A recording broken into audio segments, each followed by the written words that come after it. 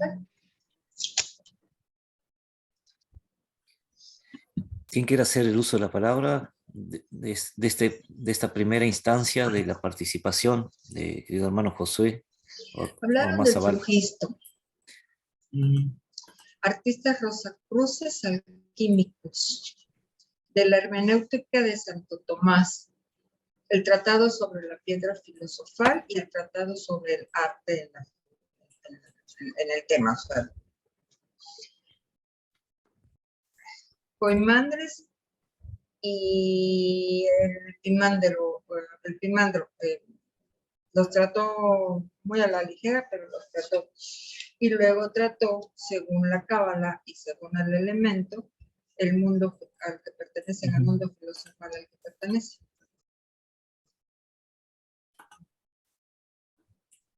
Hay una pregunta. Este es el tercero. El primero Hay una fue pregunta. el señor, Parece que hay un micrófono abierto, el de María invitados. Rivera está abierto, parece. María Me Rivera da está la con el impresión. micrófono abierto. Me da la impresión.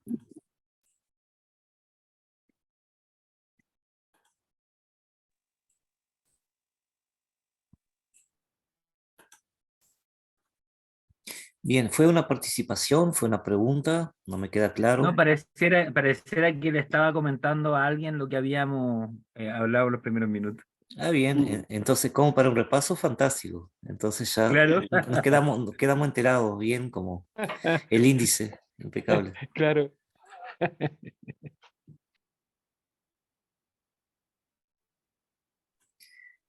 ¿Alguna participación que quieran preguntar, aportar algo brevemente antes de la segunda parte y última del hermano Josué de Chile?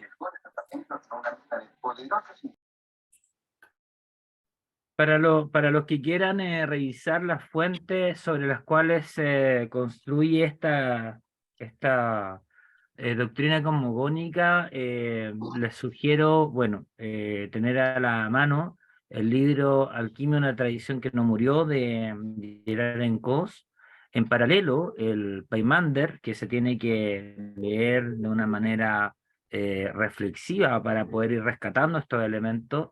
Hay un texto cabalista que ayuda a ordenar estas ideas, que es muy bueno, que se llama Cábala, una guía introductoria, de Sigalit H. Koren, y hay un documento, ¿cierto?, de la orden masónica del rito Menfis Misraín, que es el simposio, si no me mal no recuerdo, se realizó en el año 2009, donde hay textos de alquimia que hacen alusión a esta misma nomenclatura cuaternaria en la que se dividiría el universo, y también, como vamos a ver, la naturaleza oculta del alma del ser humano.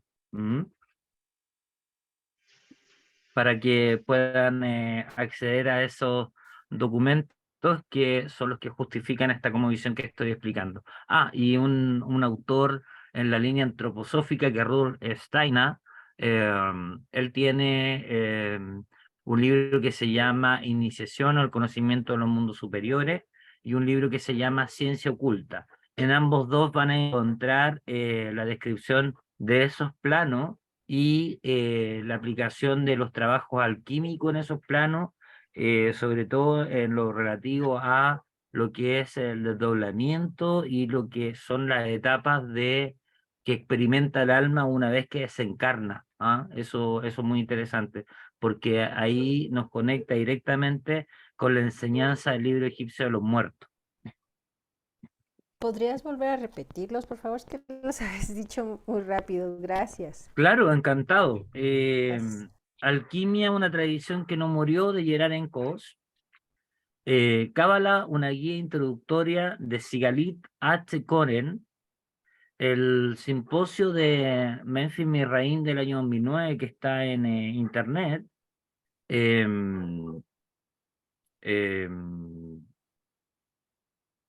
y las Naturaleza obras oculta. de Rolf Steiner, que también fue masón, miembro del rito Menfis Misraín.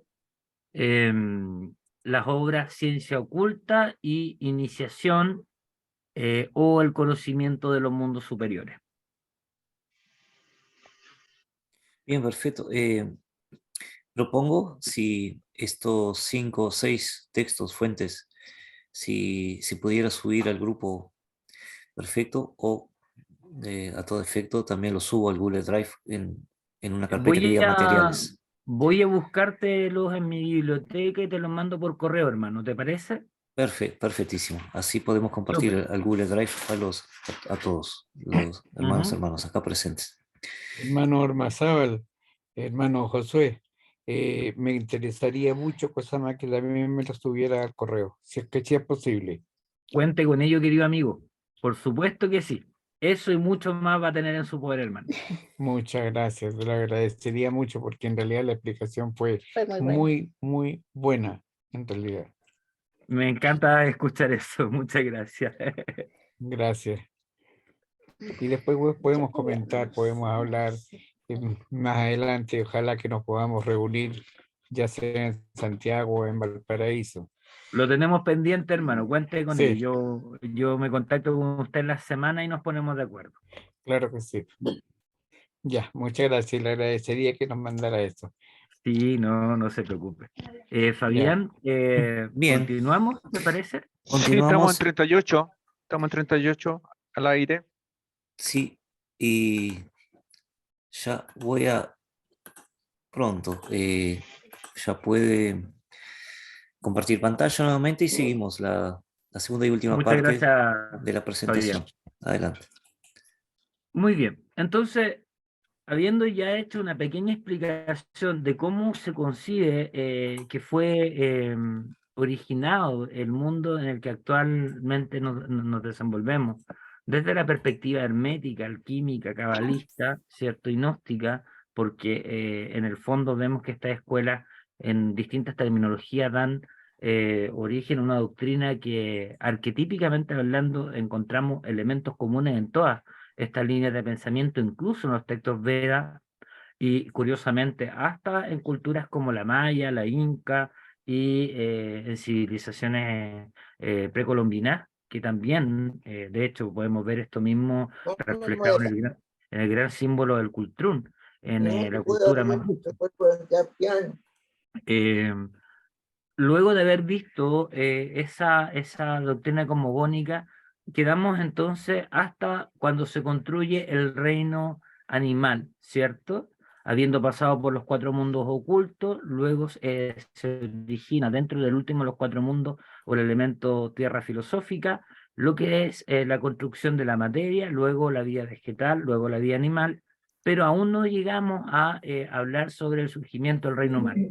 Nos vamos a detener acá para volver a el tema original de esta presentación, que es el tema de la construcción de la piedra filosofal, y vamos a ver que en el texto que analizamos de Gerard Encos, además de decirnos que la piedra filosófica, la piedra filosofal es la medicina de los tres reinos y que tiene la capacidad de hacer evolucionar a estos tres reinos, nos dice que para poder construir la primera versión de la piedra filosofal se debe pasar por una serie de ciclos. ¿Y qué es lo que dice al respecto? El primer ciclo consiste en extraer el mercurio común y corriente, ¿cierto? Del mercurio común y corriente, un fermento especial al que los alquimistas denominan mercurio de los filósofos. Luego, hacer actuar este fermento sobre la plata a fin de obtener igualmente un fermento, y por último hacer actuar el fermento del mercurio sobre el oro a fin de obtener también un fermento. En estas palabras, en lenguaje hermético, al igual que como lo vimos en el Paimander, lo que se nos está hablando es de una serie de procesos que en el fondo consisten en que estas mónadas que construyeron, ¿cierto?, los distintos reinos de la naturaleza, van desarrollando una habilidad a la cual yo ya me referí en la exposición, y esa habilidad es lo que nosotros debemos entender como fermento en el lenguaje alquímico. Entonces, llega un punto en el que la mónada, después de haber aprendido estas tres habilidades, está en condición de crear una nueva forma de manifestación de la vida en este plano, y esa forma de manifestación la vamos a ver acá, es el surgimiento de lo que conocemos como el cuarto reino o reino humano. ¿Por qué razón? Porque para que se dé origen al reino humano lo que se requiere en el fondo es que esta energía que atravesó los distintos cuatro planos, los distintos cuatro mundos del universo, y atravesó los distintos tres reinos, llega a un punto tal en que es capaz de encarnar en una nueva forma de actividad en el plano físico, que va a ser la vida humana propiamente tal. Y esta vida humana va a estar construida sobre la base de las habilidades que la mona desarrolló en los cuatro reinos universales, en los cuatro mundos ocultos y en los tres reinos anteriores al nuestro. Eso lo dice en términos simbólicos en este texto, donde nos dice que luego de haber obtenido estos tres fermentos, estos deben combinarse, ¿cierto? Se combina el fermento que se obtuvo del oro, vale decir, la mónada o el cuerpo solar, con el fermento que se obtuvo de la plata o lunar, que dice relación con lo vegetal, con la sensibilidad, y con el fermento mercurial. Estos tres elementos, estos tres fermentos, se combinan en un matraz de vidrio verde, muy sólido y de forma oval. Luego tapar herméticamente este matraz y ponerlo a cocer en un horno especial al que los alquimistas llaman atanor, ¿cierto? Entonces, si vamos interpretando este texto, nos vamos a dar cuenta que de las menciones que se hacen, bien podemos entender que estos tres fermentos son depositados en este matraz, y el matraz, ¿cierto? Pareciera tener una forma, si fijamos en la diapositiva, que es muy similar a el útero, pero solo que aparece invertido, ¿cierto? ¿Qué es lo que se deposita dentro del útero? Los gametos, y los gametos en sí mismos están compuestos, según la teoría hermética, por estos tres fermentos, ¿cierto? Que son la plata, el mercurio y el oro. O sea, la mónada encarna dentro de la especie humana, trayendo dentro de sí las habilidades que aprendió en la experiencia de construir los tres reinos precedentes antes del ser humano propiamente tal. Ahora bien, siempre continuando con la explicación de la piedra filosofal, dice además en este texto que lo único que diferencia el atanor, ¿cierto?, o horno de los demás hornos es que por su naturaleza, este permite calentar durante muy largo tiempo y de una manera especial la antedicha combinación, ahora de forma oval. ¿Qué es lo que nos está diciendo? Que estas energías que acompañan a la mónada al momento de encarnar en la forma humana, ¿cierto? Los gametos que van a ser incubados en el útero, luego van a dar origen a una especie de sistema en el cual esta energía, un sistema psicoenergético, y esta energía es calentada de manera progresiva en distintos ciclos durante la vida del ser humano. Por tanto, aquí ya podemos dejar en claro que una de las lecturas de este texto es que la piedra filosofal no es ni más ni menos que el producto de la evolución de la energía que da origen a la vida y que llega a provocar el surgimiento de la especie humana propiamente tal. Y en esta forma de actividad creativa, el gran propósito del alma humana va a ser trabajar con los componentes que adquirió, ¿cierto?, en su experiencia en los otros reinos y planos de la creación, para sublimar cada uno de los elementos que componen la naturaleza humana.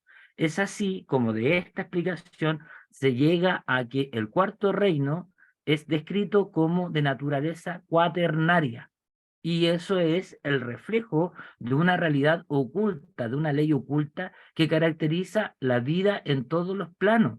¿Por qué? Porque el universo está subdividido en cuatro planos, que cada uno de ellos se compone de ciertas leyes que los caracterizan.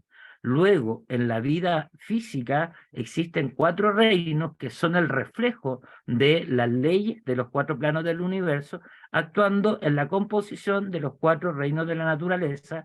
Y por último, en la especie humana se da la naturaleza cuaternaria, a eso llamamos el quadrivium o el cuaternario inferior de la personalidad, que estaría compuesto por lo que en la alquimia se llama los cuatro vehículos: el cuerpo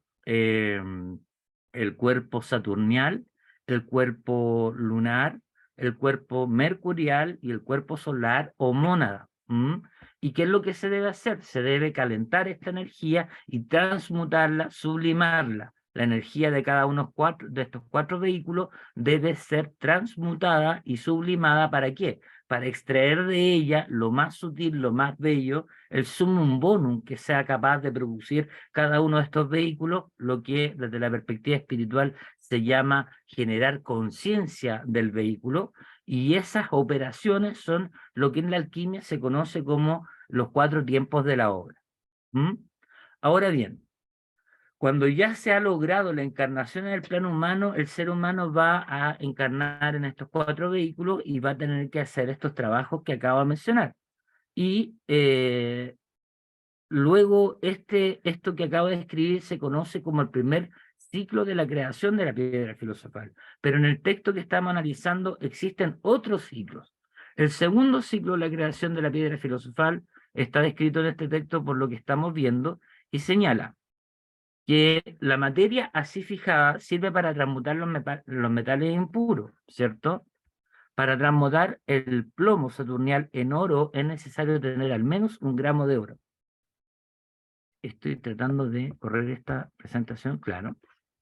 Es entonces, durante esta cocción, y solo entonces, cuando se producen ciertos colores sobre los cuales se basan todos los comentarios alquímicos. Estos 3 elementos espirituales evolucionan a través de la vida al interior del hombre. Aquí hace una mención muy interesante el texto, porque dice que cuando en la alquimia se habla de los 4 tiempos de la obra alquímica, se está hablando de operaciones que solo el ser humano es capaz de realizar. No se puede pretender hablar de la transmutación cuando la mónada está encarnada en el reino animal, el vegetal o el mineral. ¿Por qué razón? Porque la característica que define la mónada, que define a la vida en el ser humano, es que en ella se suman, ¿cierto?, las leyes que componen los 4 planos de la creación. Y en este caso, el ser humano se diferencia de las otras especies porque está dotada de psiquismo y capacidad de ser consciente o ser autoconsciente de su existencia. Es por eso, por este atributo que está relacionado directamente con ese gramo de oro, por eso dice, para poder transmutar el plomo en oro se requiere al menos 1 gramo de oro.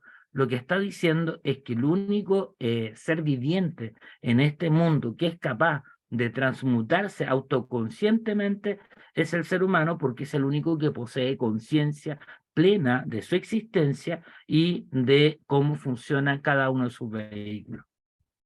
Ahora bien, cuando el ser humano en una encarnación aprende a trabajar sublimando cada uno de esos vehículos, queda entonces en condiciones de encarnar nuevamente con mayores cuotas de conciencia o mayores cuotas de oro filosofal. Y eso es lo que habilita a que después de un proceso de evolución espiritual, el alma o piedra filosofal pueda entrar en un tercer ciclo de creación. Y aquí, ¿qué es lo que nos dice el texto? Luego de varias transmutaciones de los metales impuros, entendiendo esto como encarnaciones sucesivas, entonces la piedra filosofal o alma está casi terminada. Se ha llegado a la maestría o dominio de sí mismo, pues en este estado 10 gramos de piedra filosofal no transmutan más de 20 gramos de metal. A fin de perfeccionar la piedra hay que introducirla en un nuevo matraz con un poco de mercurio los filósofos y empezar a calentarlo. O sea, está hablando del proceso de la transmigración o reencarnación, donde de encarnación en encarnación lo que se hace es depositar esta materia prima, esta piedra filosofal que ya se ha conseguido desde el momento en que uno se encarna en el género humano, y se va aumentando el grado de conciencia del alma, lo que en la Orden Rosacruz se llama el despertar de la conciencia del alma, que es lo mismo que en el lenguaje alquímico se denomina como la construcción de la piedra filosófica. Entonces, la operación original que requirió 1 año, ahora no exige más de 3 meses. ¿Qué es lo que está diciendo? Que claramente una persona que viene con un nivel de evolución espiritual incipiente va a tardar toda una vida en ser capaz de transmutar las imperfecciones de cada uno de sus vehículos. En cambio, una persona que ya lleva un nivel de evolución más adelantado va a requerir mucho menos tiempo en esta encarnación para descubrir cuál es el propósito al cual viene este mundo y aplicarse a la obra de sublimación de los aspectos groseros que componen su ser o anatomía oculta. A eso se refiere esto. Entonces los colores reaparecen en el mismo orden que la primera vez. En este estado la piedra transmuta en oro 10 veces su peso y así sucesivamente. O sea, mientras más conciencia del alma se posee producto de los trabajos que se han realizado en cada encarnación, más rápido va a ser el grado de dominio que podamos tener respecto de la forma de vida que estamos desarrollando, y eso es lo que conocemos como evolución espiritual. El corolario de todo este proceso es lo que se conoce como la gran iniciación. Por último, dice este texto, se realiza la operación final y se obtiene la verdadera piedra filosofal perfecta o gran iniciación, la cual transmuta 10.000 veces su peso de metal en oro puro. Vale decir, estamos hablando de un nivel de adelanto espiritual que podríamos calificar como de adeptado, los fundadores de religiones, por ejemplo. Estas operaciones se designan con el nombre de multiplicación de la piedra. Cuando se llega a ese nivel de trabajo alquímico donde el alma encarna prácticamente consciente de su naturaleza espiritual y de los aprendizajes que ha realizado en vidas pasadas, está en condiciones de hacer la operación alquímica llamada la multiplicación de la piedra. ¿Y qué es eso? No es ni más ni menos que el efecto que produce un alma espiritual avanzada en otras almas, porque por un mecanismo místico llamado vibración empática, la sola presencia de esa alma ayuda a las demás a cambiar su estado de conciencia y les guía en el camino de la transmutación de sus vehículos internos. La comunicación del Fiat Lux del maestro a discípulo es un ejemplo de lo que estamos hablando. Y a estos maestros que encarnan en este nivel, en algunas nomenclaturas esotéricas se les denomina bodhisattva, aquellos que estaban en condiciones incluso de salir de la rueda de las reencarnaciones, sin embargo eligen volver para ayudar a otros a evolucionar. Eso es la multiplicación de la piedra.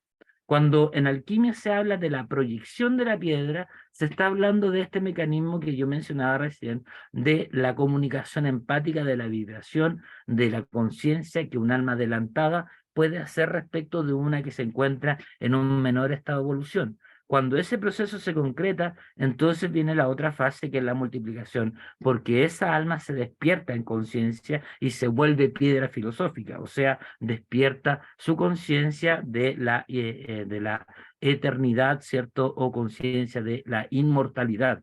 Eso es lo que define a lo que nosotros llamamos la piedra filosofal. ¿Mm? Todo esto lo podemos encontrar simbolizado en símbolos de diversas culturas, y acá vemos, por ejemplo, que en esta teoría que hemos desarrollado, podríamos usarla para explicar en términos esotéricos lo que se oculta detrás de una de las religiones más grandes del mundo, como el cristianismo o el catolicismo, porque estos 4 bastiones o estos 4 extremos de la cruz podrían simbolizar justamente los 4 vehículos de la anatomía oculta del alma, y acá podemos ver que la figura del Cristo crucificado nos habla del estado en que se encuentra el alma cuando es crucificada en la materia, cuando es crucificada al interior de estos 4 vehículos, y en la alegoría cristiana, el hecho del mito de Cristo, donde éste es crucificado, muere, ¿cierto? Y desciende a los infiernos, lucha contra los demonios y luego resucita y se eleva a los cielos. En el fondo es una forma de alegoría que habla justamente del descenso del alma en la materia, del enfrentar las pruebas que el mundo de la materia le reporta, y cómo estas pruebas le permiten reconocer lo que hay de imperfecto en cada uno de los vehículos en que se descompone su alma. Cuando es capaz, ¿cierto?, de sublimar cada uno de estos vehículos, entonces pasa a un estado que está representado simbólicamente por la Rosa Cruz, el florecimiento de la rosa en la cruz, o el despertar de la conciencia que se consigue a través del trabajo con cada uno de los vehículos que componen nuestra anatomía oculta. Ahora bien, estos trabajos están relacionados con la fórmula alquímica del solvet coagula, porque en cada vehículo hay algo que disolver y hay algo que coagular. Hay una excepción en este trabajo y que se produce en el vehículo más básico, que es el vehículo saturnial o físico. ¿Por qué razón? Porque cuando el alma encarna, de encarnación en encarnación, ya sabemos, se compone una anatomía oculta que está compuesta por el saturnialo físico y que hace alusión a la energía magnética que da origen o que está estructurada en átomos que componen los elementos químicos con los cuales se va a construir el cuerpo físico. Entonces el cuerpo saturnial, que en la alquimia se le alude como el plomo, ¿cierto? Tiene que ser transmutado. ¿Y cómo se hace eso? A través de la disolución. Entonces, en la primera etapa de la obra alquímica, llamada la obra al negro, lo que se tiene que hacer es disolver las tendencias que nos vinculan al mundo de la materia física, la parte más apetitiva de nuestra personalidad, como los instintos, las pulsiones, ¿cierto? Tienen que ser domesticadas al punto de extinguirlas. ¿Por qué? Porque es plomo que genera peso en el alma. Y en esta etapa se habla de conductas ascéticas y de la ley de la muerte mística, el caput corvi, ¿cierto? La obra al Nigredo, que en el fondo es morir para nacer. ¿Nacer como? Conciencia espiritual. Sin embargo, una vez que este trabajo, que es en las escuelas místicas, se adscribe al primer grado de iniciación, se ha realizado, va a dar origen al despertar de la conciencia en el segundo de los vehículos, que es el lunar o el ámbito emocional, donde también tenemos que hacer un trabajo introspectivo y de transmutación de nuestras emociones para alivianar el peso, los vínculos emocionales que nos vinculan al entorno, tienen que ir siendo domesticados para extinguir los apegos emocionales. ¿Por qué? Porque en la medida que eso se disuelve, se genera este fermento que va a construir la conciencia del alma o el shu en la nomenclatura egipcia, que es la conciencia espiritual. Luego se hace la misma operación en el ámbito intelectual y aquí lo que se debe transmutar son nuestros apegos a nuestra ideología, prejuicios, doctrina, darnos cuenta de qué tan condicionados somos y que las decisiones que tomamos en último término no siempre nacen de uno mismo, sino que son el producto de las circunstancias y de estos deber ser que nos han ido inculcando en las distintas etapas de nuestra vida, y también ahí estamos lidiando con las cargas hereditarias de nuestra familia, del espíritu racial y del atavismo kármico de otras encarnaciones. Para todo ello, depositar todos estos aprendizajes en el oro o cuerpo espiritual, que es en el fondo la piedra filosofal que estamos edificando de reencarnación en reencarnación. Luego, solo para ir terminando, hay dos elementos que yo quisiera señalar. Yo les invito a que investiguen en las obras de Rudolf Steiner, porque él no solo nos habla de estas obras que se hacen en la encarnación, sino que aquí aparecen dos ámbitos de aplicación adicionales. Una es la transformación que podemos hacer de nuestros 4 vehículos durante el periodo en que estamos encarnados. Pero el trabajo místico, ¿cierto? Y es por eso que la alquimia tiene una disciplina que se llama alquimia espiritual, donde la gran herramienta de trabajo son los ejercicios místicos, y uno de ellos tiene que ver con ese concepto que muchos conocemos y que se llama el pranayama. ¿Por qué? Porque el pranayama en el fondo es una técnica que a través de respiración consciente lo que hace es incrementar los voltajes de Alkaesh o energía espiritual, que es la misma energía de la cual está compuesta la mónada o nuestra alma, ¿cierto? Nuestro yo interior, nuestro espíritu, y esa energía es incorporada en el sistema psicoenergético que llamamos aura y ayuda a elevar la temperatura con la cual se trabaja en la sublimación de los vehículos. Entonces se va a contar con una mayor cantidad de energía que por ende va a facilitar el trabajo de disolver lo que está oscurecido en cada uno de los aspectos de nuestra personalidad y va a alimentar el desarrollo de una conciencia espiritual. Pero para eso se requiere un entrenamiento de un maestro y en un contexto protegido.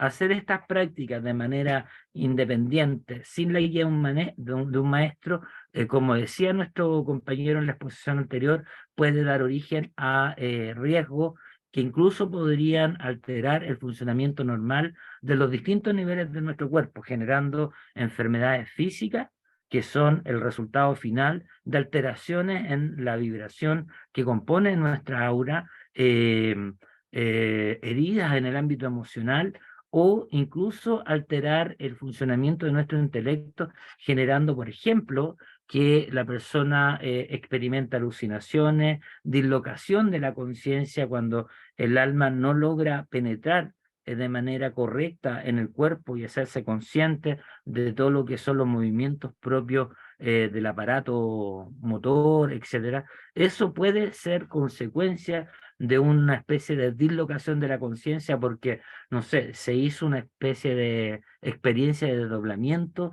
sin un entrenamiento previo, y eso generó que cuando el alma regresa al cuerpo, esta no se integra de manera correcta y puede generar psicosis y un sinfín incluso de patologías que hoy día serían calificadas como patologías psiquiátricas. Entonces, un primer elemento es que la respiración consciente ayuda, beneficia, pero se tiene que practicar bajo la guía de un maestro.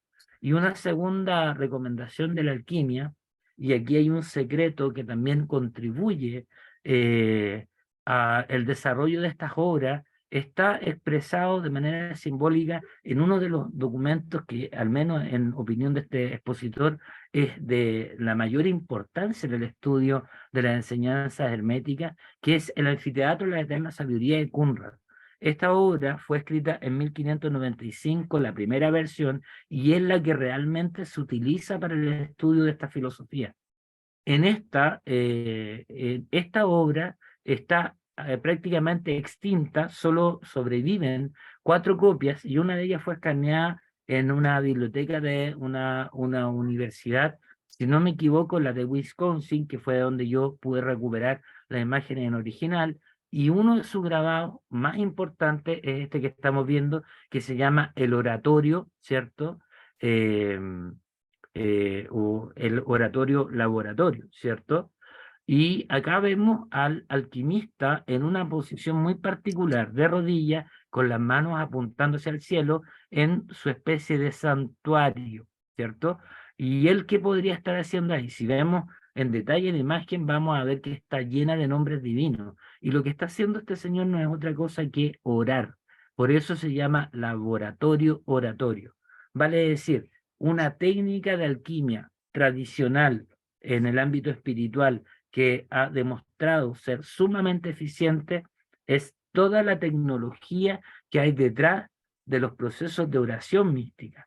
Existen distintas escuelas que sugieren distintas formas de orar, todas ellas tienen propiedades de carácter alquímico, desde el uso de los mantras hasta la oración gisicasta de los padres de la iglesia, los staret en Rusia, todos ellos sabían del secreto que se produce a nivel de transformación, incluso a nivel neurológico, cuando uno entra en estos procesos de conciencia alterada a través de ejercicios místicos como la oración. Eso, queridos amigos, es un poco lo que yo les quería contar sobre la parte práctica de lo que es la alquimia espiritual, y al respecto les recomiendo seguir las obras de Robert Ambelén, que desarrolla en detalle todo esto que hemos expuesto, y hay escuelas tradicionales que conservan los principios de la técnica oculta de la alquimia de manera intacta y fiel. La idea de esta conferencia es entregarle a los estudiantes una especie de glosario básico de cuál es el mensaje en grueso que se puede obtener de la alquimia espiritual, para que ustedes puedan reconocer cuando estén en una exposición quiénes están realmente respetando lo que es la tradición primordial oculta detrás del lenguaje alquímico, y quienes en cambio están llevándola por senderos que podrían ser una tergiversación de las enseñanzas fundamentales de la alquimia. Hay mucho que estudiar. Está el camino de los campos de cinabrio, que se relaciona, por ejemplo, con la alquimia taoísta, muy recomendable. Hay otras formas de alquimia que interactúan con el tema de la sexualidad, que también son recomendables, pero todas ellas tienen que ser desarrolladas bajo la guía de un maestro, porque estamos hablando de una tecnología que nos permite contactar con la energía más poderosa que se cree existe en el universo, al cual se le llama de distintas formas, y en la mística cristiana se dice que es amor, que es la fuerza que da origen a la vida de la creación, es el Espíritu Santo, el Alcaеш, el Logo, como ustedes quieran llamarlo. Hay formas de contactar y de utilizar servicios de esa energía, pero una de las cosas fundamentales que la alquimia enseña es que debe ser para beneficio propio y beneficio de los otros. La alquimia que se desarrolla sin tener en cuenta el deber de proyectar, ¿cierto?, la piedra filosofal y la multiplicación de la piedra, cae en prácticas que son consideradas ilícitas por las escuelas tradicionales. Sería lo que quería exponer. Esto cuanto, querido amigo Fabián. Fantástico, hermosísima presentación. Eso era la sorpresa que tenía para la noche de hoy, estos dos grandes expositores, con toda esa temática para desarrollarnos, darnos estos materiales de investigación para cada uno de por sí continuar. En eso consiste, como perfectamente he dicho, y no extraviarse con charlatanerías por afuera. A veces los dos excelentísimos expositores dejaron el mismo mensaje, dejar referencias claras. ¿Sí? Ahora hacemos un pequeño corte nuevamente para la despedida del grupo y participaciones, últimas participaciones y despedirnos de la noche de hoy con la última reconexión que haremos después de corte publicitario.